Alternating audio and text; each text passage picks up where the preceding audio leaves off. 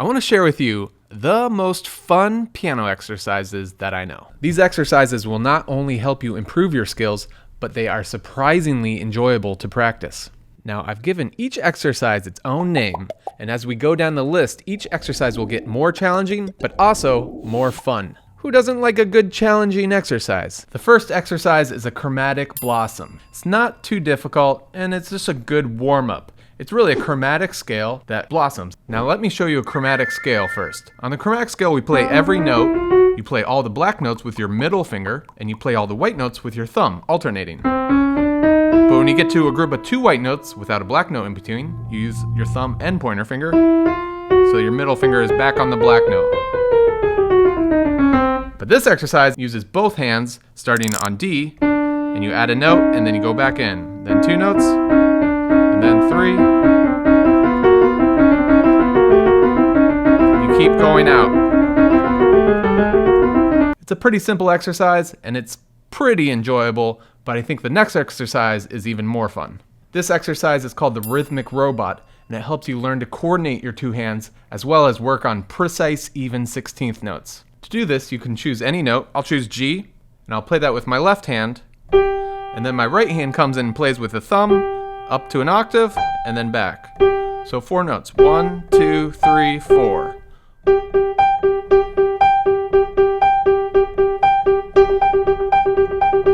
This exercise can be really helped with a metronome. I'm going to set mine to 60.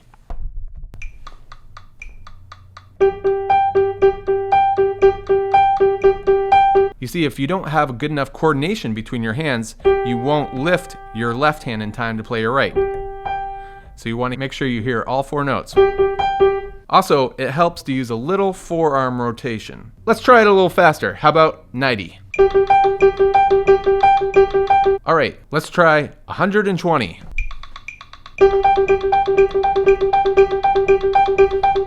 All right, I'm going to bump it up a little faster to 140. Hey, let me know down in the comments how fast you can do this. I'd be really curious to know. Okay, so that was pretty fun, but this next exercise is even more challenging and more fun, and it is called basketball.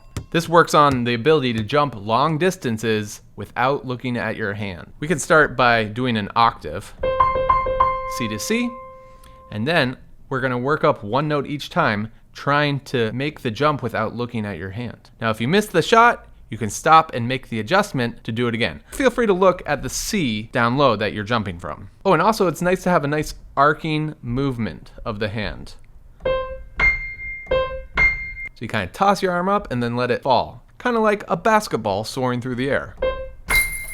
Now that was looking. Now let me try going up without looking. I'm going to set up my thumb and starting with the octave. Here's the 9th. And then a 10th. A little long, let me make the adjustment. Now an 11th. There it is. Now a 12th. Now a 13th. There it is. Now a 14th. And now 2 octave jump.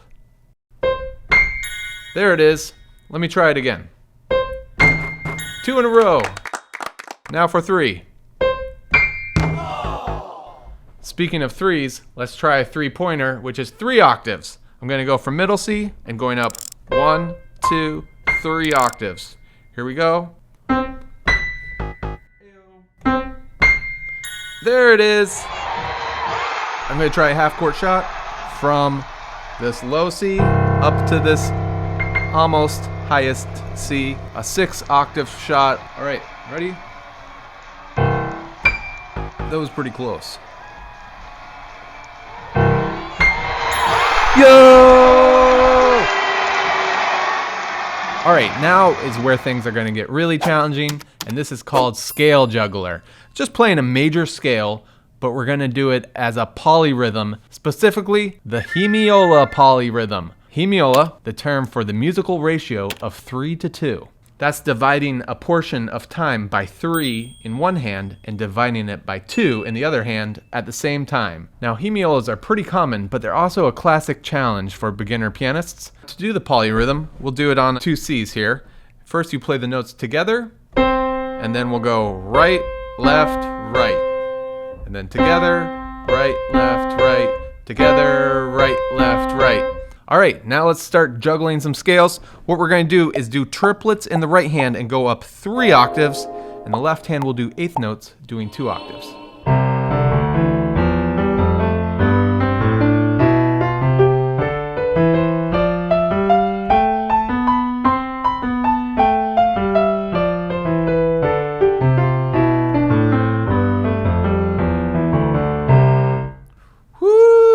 Okay, so I guess Scale Juggler was fun for those people who like challenging polyrhythmic scale exercises.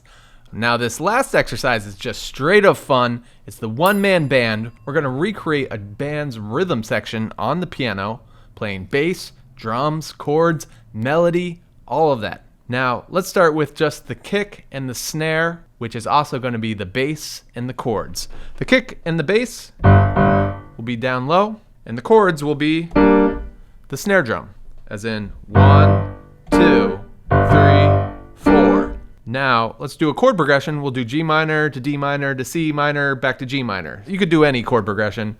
I like this one because I like minor chords. All right, here we go.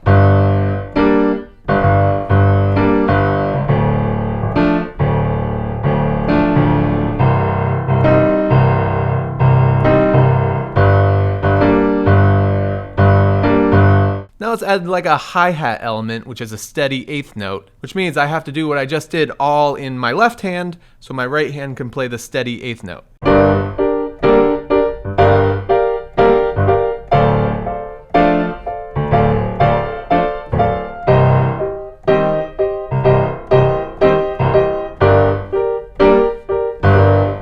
Now, how about we improvise on like a G minor blues scale?